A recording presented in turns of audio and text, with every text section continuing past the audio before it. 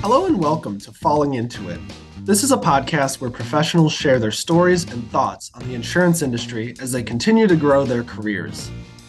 My name is Zach Ewell, and I am a content specialist and AV producer at Leader's Edge. In this episode of Falling Into It, we meet Nick Bellanca, a 40-year-old vice president of employee health and benefits at Marsh McLennan Agency. A graduate from the University of San Diego, Bellanca studied accounting. We discuss how Nick got his start in insurance, the future of genetic testing, and how ESG is transforming business investments. Nick, thank you for joining me. Thank you, Zach. Greatly appreciate the opportunity. Absolutely. So we're just going to jump right into it. I have a lot of questions for you, and I'm eager to hear your answers. Wonderful. So I understand you studied accounting at the University of San Diego. At the time during your education, did you find yourself wanting to go into the insurance brokerage industry? Well, I don't know if there was a distinct moment in time that I had that crystal clear revelation.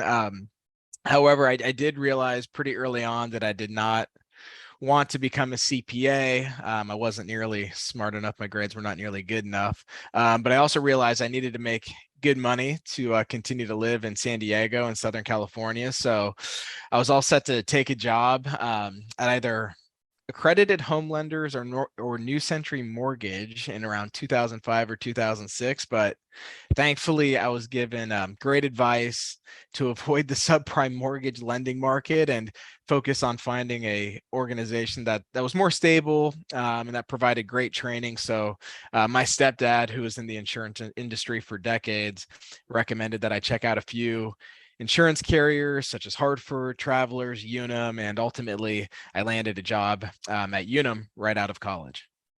Interesting. So regarding your stepdad, did he ever talk to you about what he did? Or you said he worked in insurance, correct? Correct. Yeah. I'm sure he did. I don't think at that time I fully grasped, what the insurance industry entailed.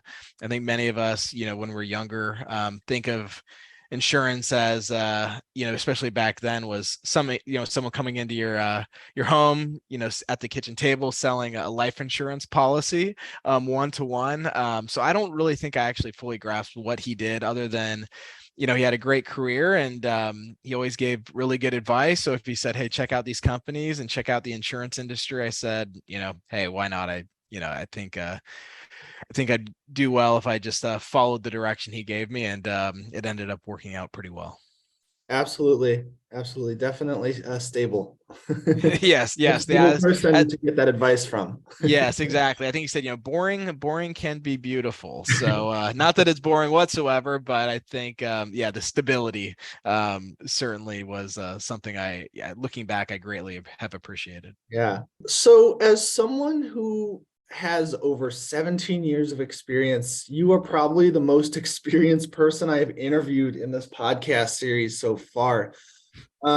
Most of my guests are just starting out in the insurance industry or in their prospective job in general. Mm-hmm. What advice would you give to your past self who is just getting their start?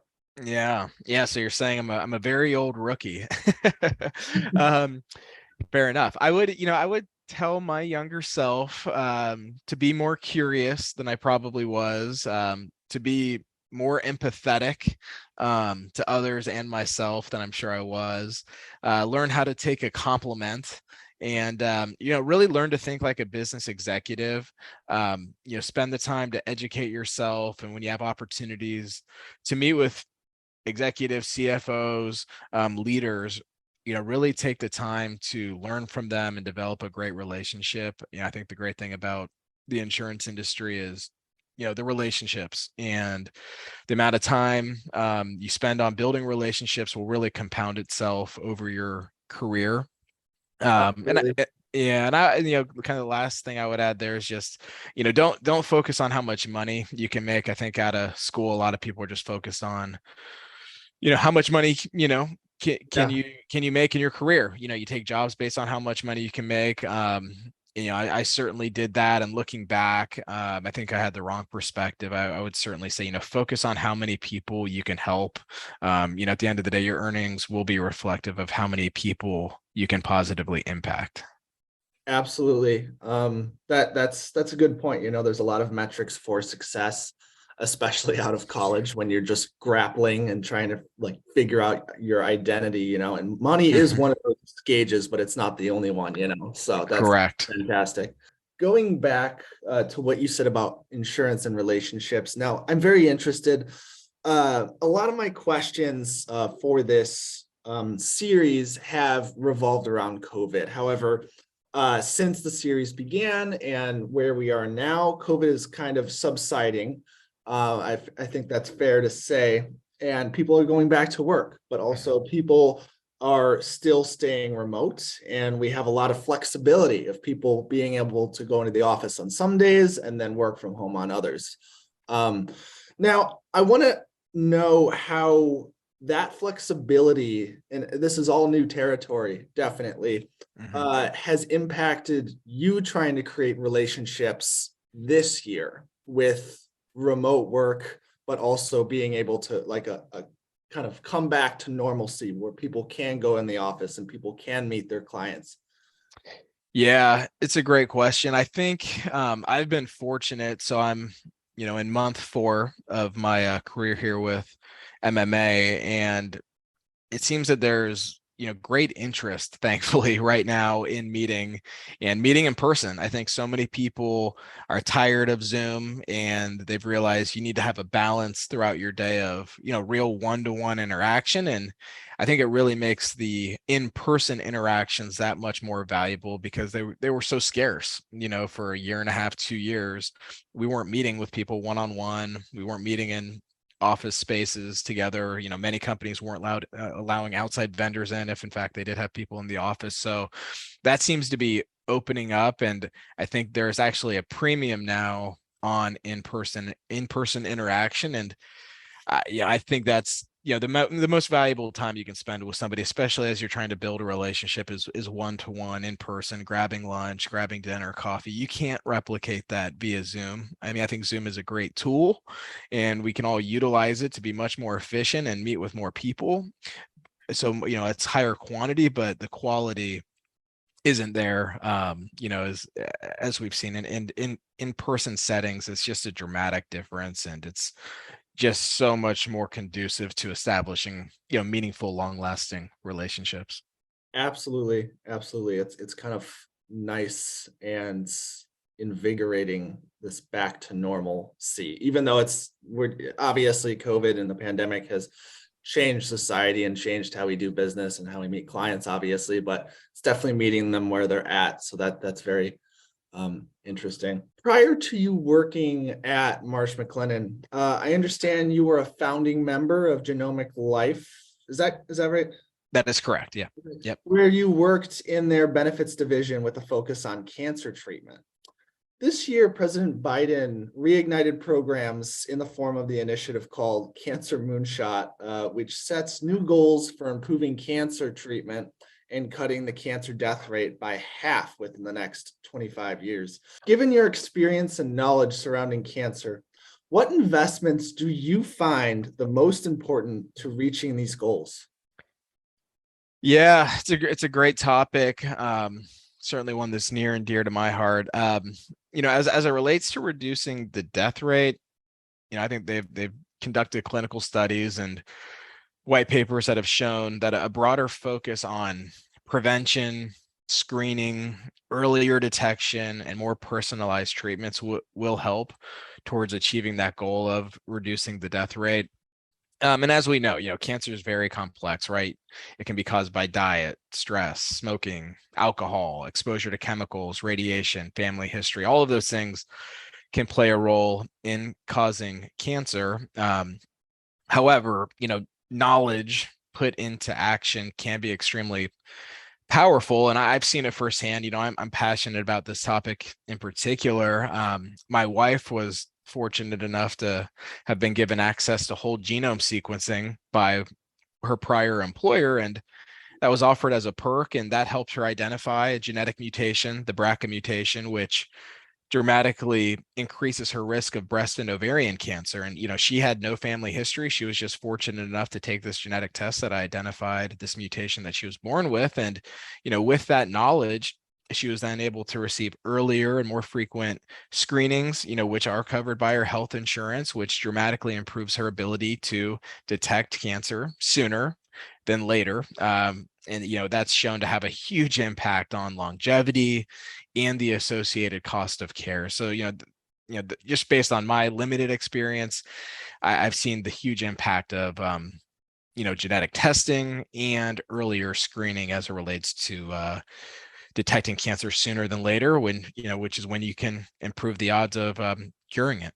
Sure. I mean, wow, that's fantastic. Thank you for sharing that story. I'm happy for you and your wife.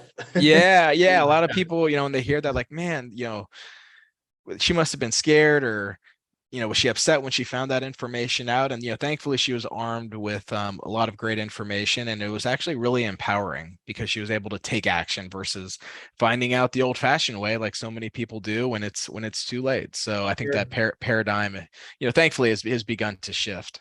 Yeah, no, that's yeah, what a great story. What a great message. Speaking of genetic testing, and your testament to it, did the pandemic have any specific impacts on genetic testing trends that you are aware of? Yeah, interestingly, one in particular that stands out to me is that many of the labs actually pivoted to COVID testing. And that, of course, was a huge boost to their revenue. So many of these genetic testing labs that made that pivot had record years due to that shift. And, that obviously is tapered off. So many have returned to their core business, but that was a opportunistic trend that I had seen from several lab partners that I'm familiar with. Interesting. I mean, I guess that makes sense. Obviously, it's definitely Mm-hmm. pandemic it's such an impact on our day-to-day lives. Mm-hmm. 2022 has been a wild year. Talks of a recession, the pandemic subsiding, and a return to normalcy. How have you and your company adapted this year? Yeah, I think, obviously coming out of 2020 and 2021, everyone is more resilient, including, individuals and companies. And, thankfully, Marsh McLennan took a really strong stance during the pandemic that they were not going to make any layoffs. And we actually set up a $5 million fund that would offer grants to employees who were facing financial hardships, which was incredible. And, more recently this year, many of our offices have moved to a hybrid work model. And we're continuing to grow by investing in new talent, investing in new technology and resources that really can support our team members so that we can better serve our clients and prospects. Going back to the beginning of the interview when you were talking about your stepfather and him saying insurance is a rock solid industry. I mean, that's definitely fantastic regarding no layoffs. And yeah. Yeah. It's been great to see, just again, been here for going on 4 months, and being a part of a culture where the organization is very supportive of their employees. For example, we're heading into our benefits open enrollment for ourselves, and we expanded our PTO policies to make them more generous and flexible, really to accommodate the needs of the diverse needs of our employees. And we've added several new benefits. So huge focus on adapting and really just adding additional perks and benefits based on the growing diversity we have within our workforce. Absolutely. So failure is a great teacher. What have some of your greatest failures taught you? Yeah, I strongly agree with that statement, Zach. So I would say one thing that I probably learned recently that I should have learned a long time ago is you are not your job. You're much bigger than your job. You're much bigger than your career. And in fact, your company, and for all of us, our companies that we work for are really renting our individual brands, not the other way around. So, Mhm. don't forget that, know your value. There will never be a better version of Zach. There will never be a better version of Nick. We are all uniquely valuable and we are the value. So I think, really recognizing that and owning that is a lesson that I've learned over the years. And I would also say the best opportunities in life actually come from failures and setbacks. And I think the more quickly you can recognize that as you're going through a challenge, that's really where the magic can happen. Absolutely. I mean, failure is failure unless you learn from it. So, yeah, no, that's great. Where do you go for inspiration? So I'm a big routine guy. Every morning I'm typically doing one of three things. I'm either taking our kids to school, either getting a workout in early, or these days going to a networking event, one of those three. But kind of, the one constant that has been there every day is, in the car, I've been listening to a podcast actually called The Daily Motivation with a guy named Lewis Howes, and they're great 8 to 10 minute long interview highlights that provide some great, motivation, insights, perspectives to start the day. I'd highly recommend it to anyone, especially anybody in sales who is constantly hearing rejection.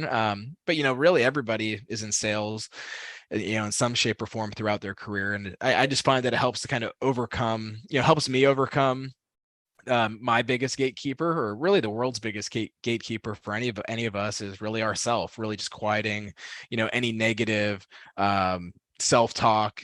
So I think having that as a routine to start the day has been really beneficial for me. Absolutely. I want to go back to the beginning of your answer. I mean, definitely taking your kids, spending time with them, and getting workouts in.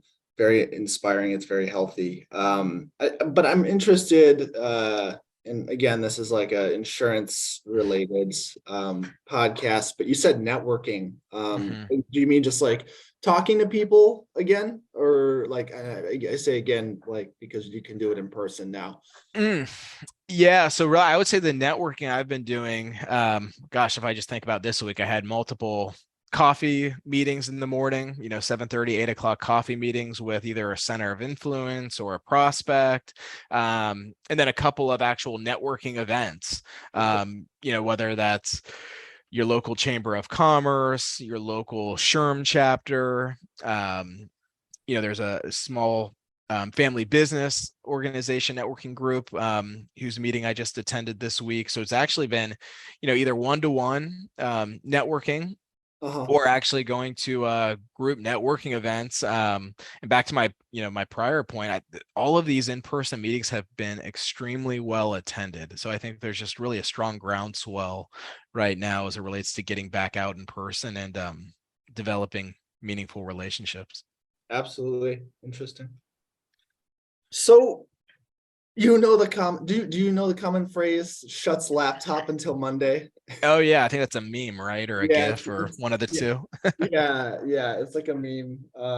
And for those of you that don't know, essentially like it's just an online meme, kind of poking fun of like the work-life balance culture, but also, shutting your laptop at work, whether it's in the office or at home on a Friday afternoon, and with the weekend ahead. How do you spend your time when you shut your laptop? Yeah, no, that's a great feeling when you're able to do that, right? So I have a 4.5 and 2.5 year old, so it's a lot of time at the parks, the Okay. library, soccer practice, chasing them around the house, or getting chased around the house by them. So outside of the time with the kids, I love to play golf, do yoga a few times a week. Love watching Ohio State and Buffalo Bills football. Okay. But I would say, most importantly, it's spending quality time with my wife, family, and friends. We recently moved back to Columbus from San Diego, and in order Oh, to do just that. So, okay. really focus in on spending good quality time with my family and friends Yeah, when I'm not working. sure. No, I mean that's all good, healthy stuff. Well, Nick, thank you for this enlightening and fun conversation. Likewise, yeah, thank you very much, Zach. I appreciate it. Thank you for listening to Falling Into It. Please listen to more of our podcasts and content at leadersedge.com, Spotify, Apple Podcasts, or on SoundCloud. Till next time, I'm Zach Ewell. Have a good day.